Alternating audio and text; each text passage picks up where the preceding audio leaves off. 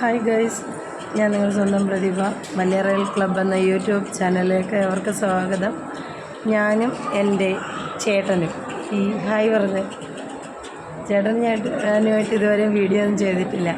അന്ന് അറിയാത്ത രീതിയിലൊരു ദിവസം ഒരു വീഡിയോ എടുത്ത് ഞങ്ങളിട്ടായിരുന്നു. അല്ലാണ്ടൊരു വീഡിയോ ചെയ്യാനൊന്നും ചേട്ടൻ അങ്ങനെ കൂടെ നിൽക്കാറൊന്നുമില്ല. രാവിലെ വന്ന് ഇരുന്നതാണ് ഗൈസ്. ഞങ്ങൾക്ക് രണ്ടുപേർക്കും പേര് മുളച്ചെന്നാണ് തോന്നുന്നത്. തിരുവനന്തപുരം മെഡിക്കൽ കോളേജിൽ ഇന്നലെ വന്നിരുന്നു. ഇന്നലെ 10-ാം തീയതി ആയിരുന്നു. 10-ാം തീയതി വന്നിരുന്നു. ബ്ലഡൊക്കെ കൊടുത്തിട്ട് പോയായിരുന്നു. പിന്നെ ബ്ലഡൊന്നും ഇതൊന്നും ആയില്ല. അപ്പം പിന്നെ അതിൻ്റെ റിസൾട്ടൊക്കെ നാളെ കിട്ടത്തുള്ളൂ എന്ന് പറഞ്ഞ് അങ്ങനെ 11-ാം തീയതി ഇന്ന് ഞങ്ങളിവിടെ വന്നപ്പോഴത്തേക്കും ഇത് തന്നെയാണ് അവസ്ഥ. രാവിലെ മുതലായി ഇവിടെ ഇരുന്നു. രാവിലെ ആഹാരം കഴിച്ചിട്ട് വന്നുകൊണ്ട് ഞങ്ങളുടെ രണ്ടിനെയും ബോധം പോയില്ല ഗൈസ്. ഇല്ലായിരുന്നെങ്കിൽ ചേട്ടനെ ഞാനെടുക്കണോ ഇല്ല എൻ്റെ ബോധം പോയ ചേട്ടനെടുക്കണോ ഒന്നും അറിയാൻ പറ്റത്തില്ല. പിന്നെ ഒരു ആശ്വാസമുള്ളത് മെഡിക്കൽ കോളേജ് ആയതുകൊണ്ട് അവരങ്ങ് എടുത്തോളും നമ്മളെ. അങ്ങനെ ഞങ്ങളിവിടെ വന്ന് ഇങ്ങനെ കാത്തു കെട്ടിയില്ല. കണ്ട ചേട്ടൻ വീഡിയോ കണ്ട് ബോറടിച്ച് പേപ്പറും തുണ്ടും കൊണ്ടൊക്കെ ഇരിക്കുക. ഞങ്ങൾ രണ്ടും കൂടെ കാണണമെങ്കിൽ തോണ്ടില്ലതുണ്ടോ നമ്പർ ഇതുവരെ ആയിട്ടില്ല. ഞങ്ങളുടെ നട്ടാഭാഗ്യത്തിന് കിട്ടിയിരിക്കുന്ന നമ്പർ എത്രയാണെന്നറിയാമോ? എത്ര? 465. അത്രയേ ഉള്ളൂ. 465 എന്നുള്ള നമ്പർ കിട്ടിയതുകൊണ്ട് ഞങ്ങളുടെ ഭാഗ്യത്തിന് ഇവിടെ ഇരിക്കുക. ഇവിടെ 438 വരെ ഉറക്കം വരുന്നു ഗൈസ്. ഇങ്ങനത്തെ ഒരു അബദ്ധം വരുമെന്ന് ഞങ്ങൾക്ക് പിന്നെ തിരുവനന്തപുരം മെഡിക്കൽ കോളേജ് ഒരു പുതുക്കമല്ല. കാരണം SIT-യിൽ എൻ്റെ കുഞ്ഞാവയും കൊണ്ട് 7-ാം മാസം മുതൽ കയറി ഇറങ്ങാൻ തുടങ്ങിയതാണ് വയറ്റിൽ കിടന്നപ്പോൾ. അത് കഴിഞ്ഞ് എന്തായിരുന്നാലും ഭാഗ്യം നല്ല രീതിയിൽ കുഞ്ഞിനെ കിട്ടി. പിന്നെ ചേച്ചിയുടെ മോന് ഞങ്ങളാണ് വളർത്തുന്നത്. അപ്പോൾ ഞങ്ങളുടെ ആ മോന് ഒരു ആക്സിഡൻറ്റ് വന്നതോടുകൂടി അങ്ങനെയും ഭാഗ്യവശാൽ ഞങ്ങൾ ഒരു 2-3 മാസം ഇവിടെ തന്നെ അങ്ങ് 7, 8, 9, 10 ഇല്ലേ 4 മാസം ഇവിടെ തിരുവനന്തപുരം മെഡിക്കൽ കോളേജിൻ്റെ മുക്കും മൂലയും എല്ലാം ഞങ്ങൾക്കറിയാം. കണ്ണടച്ച് വിട്ടാൽ കൂടെ ഞങ്ങൾക്ക് കറക്റ്റായിട്ട് കയറി പോകാനറിയാം. ആ രീതിയിലായി. പിന്നെ അത് കഴിഞ്ഞ് എൻ്റെ അമ്മയ്ക്കൊരു ആക്സിഡൻറ്റ് വന്നതോടുകൂടി അത് പിന്നെ വലിയ ദിവസമൊന്നും കിടക്കേണ്ടി വന്നില്ല. ഭാഗ്യത്തിന് 2 പല്ലും പോയി, 4 വാരിയലിന് പൊട്ടലും പോയി. കഷ്ടം. അതോടുകൂടി അത് ഇരിപ്പായി. ഒരു വകയും ചെയ്യാനൊന്നും വയ്യ. ഇന്ന് പൊടിമോനെ കൊണ്ടുവരാത്തതുകൊണ്ട് ഞങ്ങൾ രക്ഷപ്പെട്ടു ഗൈസ്.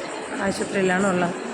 റിസൾട്ടൊക്കെ കിട്ടി. ഇതിനിപ്പോൾ എന്ത് പറയുന്നു ഏത് പറയുന്നു ഒന്നും അറിയുന്നില്ല. ബ്ലഡിൻ്റെ റിസൾട്ട് ഉണ്ടെന്നാണ്. ഇനിയിപ്പോൾ എന്ത് പറയുന്നുണ്ട്. അങ്ങനെ ഇരിക്കും. ഇനി എക്സ്റേ എടുത്തിട്ടുണ്ട്. എക്കോ എടുക്കാൻ വന്നപ്പോഴത്തേക്ക് ഈ മാസമല്ല ഗൈസ്, ഇനിയിപ്പം അടുത്ത മാസം 7-ാം തീയതി അടുത്ത മാസം അല്ലല്ല 9-ാം തീയതി അടുത്ത മാസം 9-ാം തീയതി 7-ാം മാസം 9-ാം തീയതി 9/7/2024 അവർ വരാൻ പറഞ്ഞു. അയ്യോ രാമ, പോയ മാസത്തിൻ്റെയാണ്. കഴിഞ്ഞ മാസം ടെസ്റ്റ് ചെയ്യാൻ കൊടുത്താൽ ഈ മാസം ഒന്നും പറഞ്ഞ് വന്നു. അപ്പോഴറിയുന്ന അടുത്ത മാസത്തേക്കാണ് എഴുതി തന്നിട്ടുള്ളത്. ആൾ ജീവനോടെ ഇരിക്കുമ്പോൾ അവർ ചികിത്സിച്ച് നേരെയാക്കുമെന്ന് അറിയുന്നില്ല.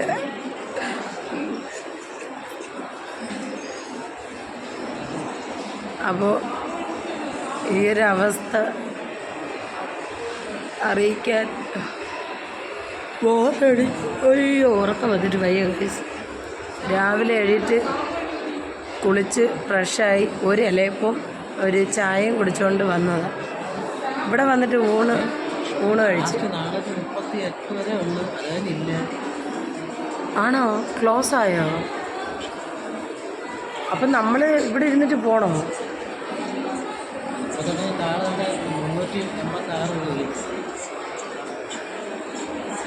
ഇത് ഓൺലൈൻ ഇത് ആണോ വിളിക്കുന്നത്? അപ്പോൾ ഇത് രാവിലെ മുതൽ നമ്മൾ ഇരുന്നത് വെറുതെയാ? ഓരോ കൗണ്ടറിലും ഇത് എഴുതി കാണിക്കുന്ന അലേർട്ട് എഴുതി കാണിക്കുന്ന കേട്ടോ. അലേർട്ട് എഴുതി കാണിക്കുന്ന ഓരോ നമ്പരും ഡോക്ടർമാർ വിളിക്കുമ്പോൾ.